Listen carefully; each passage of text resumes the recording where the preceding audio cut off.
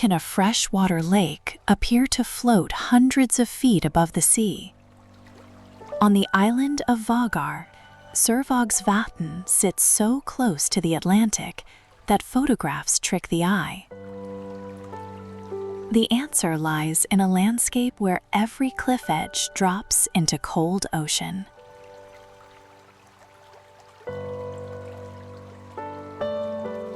On Vágar, the Fossa waterfall drops in twin streams over dark basalt columns, fed by rain that falls roughly 260 days a year.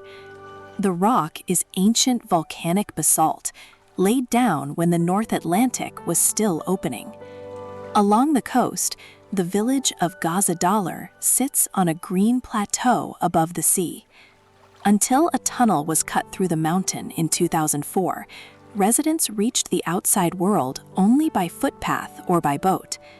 The Múlafossur waterfall pours from the village edge into the Atlantic.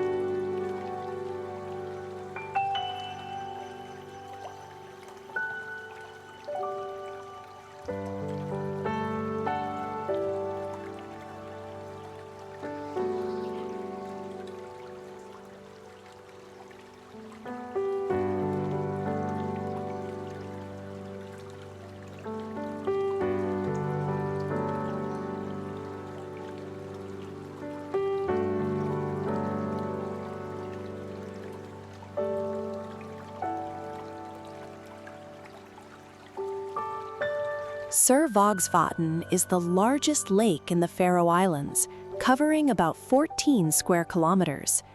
It sits roughly 40 meters above sea level, separated from the Atlantic by a narrow band of cliff.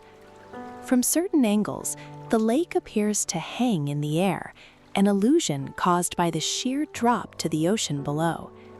The Bolsdalafossur waterfall drains the lake through a gap in the basalt, falling directly into the sea.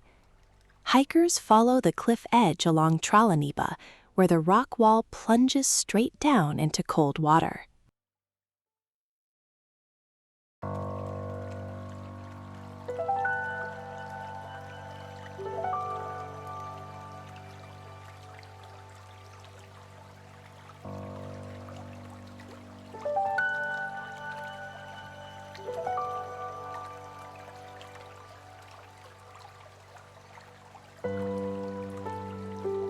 West of Vágar, the Drangarnir sea stacks rise from the open Atlantic. Two pillars of dark basalt stand apart from the main island, the larger one pierced by a natural arch the ocean has carved over thousands of years. These stacks are what remains of a coastline the sea has eroded back. Nearby, Tindolmur Islet shows the same process in miniature. Its 5 jagged peaks, each a separate ridge of volcanic rock. This coastline faces the full force of North Atlantic storms.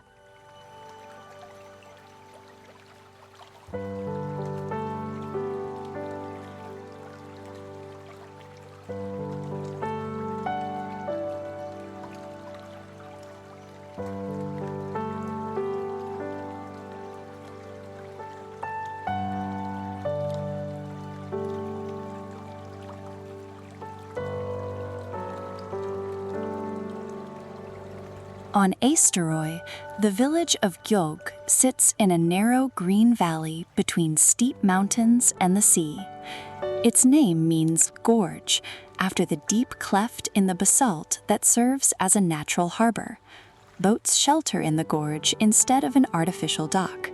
The village has about 50 residents, a white wooden church, and houses painted in the traditional Faroese palette of red, black, and ochre.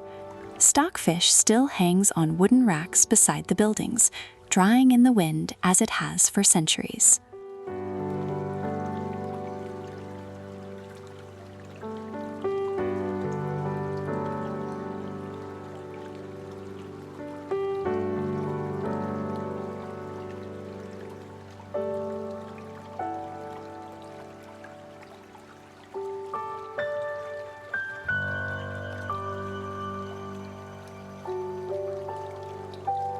The gorge at Gjógv cuts through layers of dark basalt to the sea.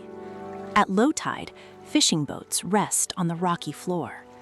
Above the gorge, the village spreads across a green slope, its houses anchored against the wind by stone foundations and grass-covered roofs that have held through generations of Atlantic storms.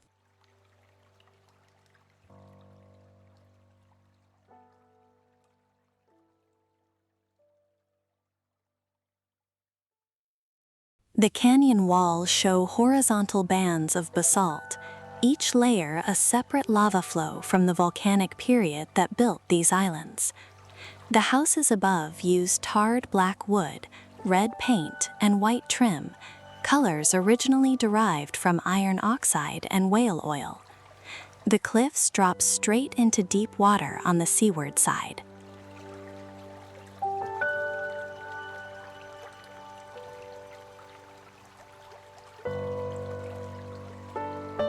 In Saksun on Streymoy, black wooden sheds stand with roofs of living grass. The turf provides insulation against winter gales and blends the buildings into the hillside. Behind them, green mountains rise in folded layers, cut by waterfalls that feed the valley floor.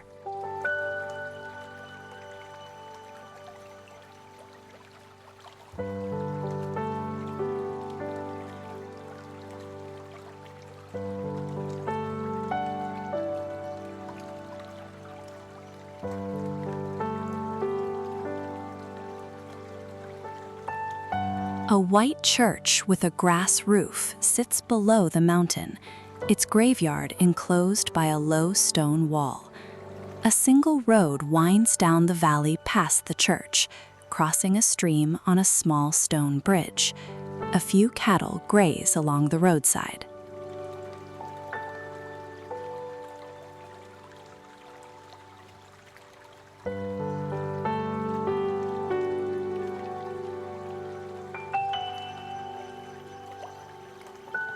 Kalsoy is a narrow island stretching 18 kilometers north to south, with 4 small villages connected by a single road and several tunnels. The eastern cliffs rise straight from the sea, layered with green grass over black basalt. Faroese sheep graze on the steep slopes, bred over centuries for thick wool that sheds the constant rain. The breed is small and hardy, surviving on sparse grass through long winters. Seabirds nest in the cliff faces, and the island has almost no trees.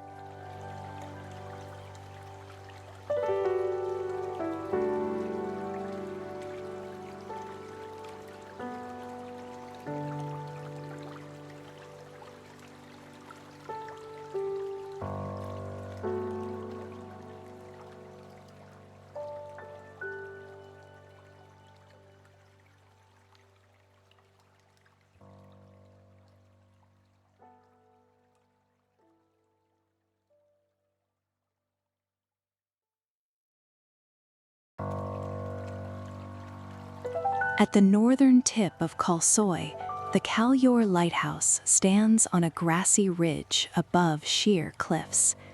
The white tower with its red roof guides ships through the narrow sounds between islands. The ridge drops on 3 sides into the Atlantic, reached only by a rough track.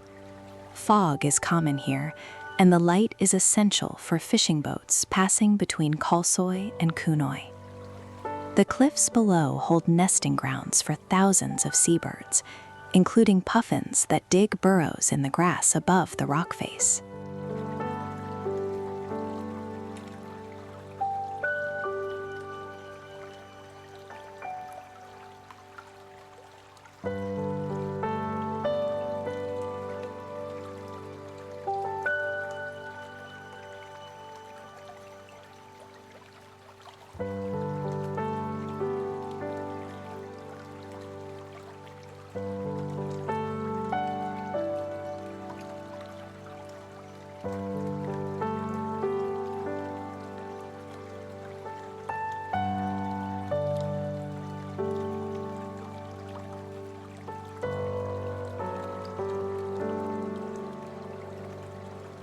At Kirkjubor, the stone ruins of St. Magnus Cathedral stand unfinished.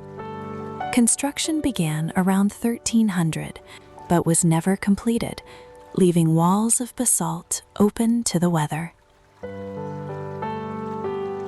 Skansin Fortress guards the harbor entrance at Tórshavn.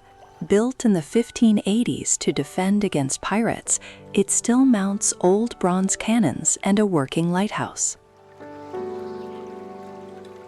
Tinganes holds red wooden government buildings with grass roofs, one of the oldest parliamentary sites in the world. The white church at Sandavagur has a red roof and steeple standing above its graveyard near the coast.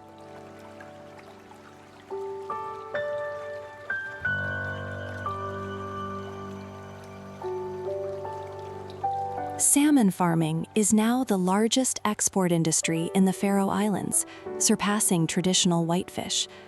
The cold currents around Vágar provide ideal conditions for Atlantic salmon pens. Villages like Vágar depend on both the fish farms and the harbor, where boats still land their daily catch alongside the aquaculture operations.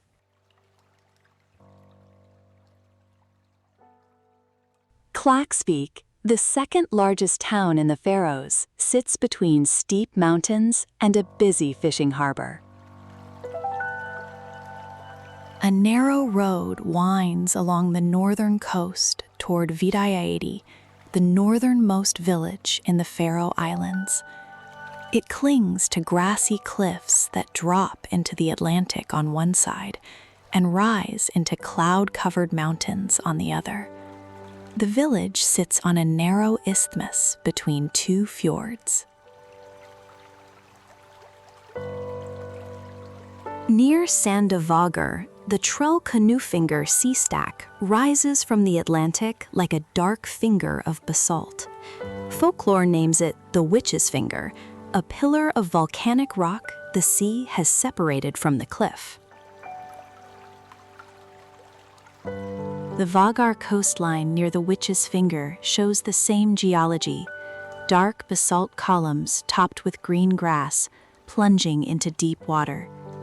The cliffs are vertical in places, and the rock breaks into rectangular blocks where the sea has widened joints between the columns.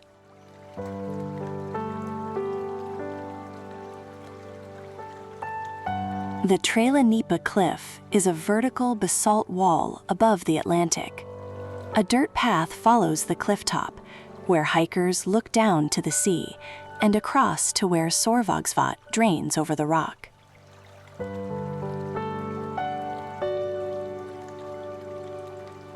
The Múlafossur waterfall spills from Sorvagsvatn through a gap in the cliffs, falling directly into the Atlantic below. The Fossa waterfall on Streymoy drops over a dark cliff in two parallel streams, cutting through layered basalt from successive lava flows. Grass and moss carpet the slopes, held by constant moisture. A road crosses the valley below, bridging the stream that carries the outflow to the sea. Each band of rock records a separate eruption that built these islands from the ocean floor.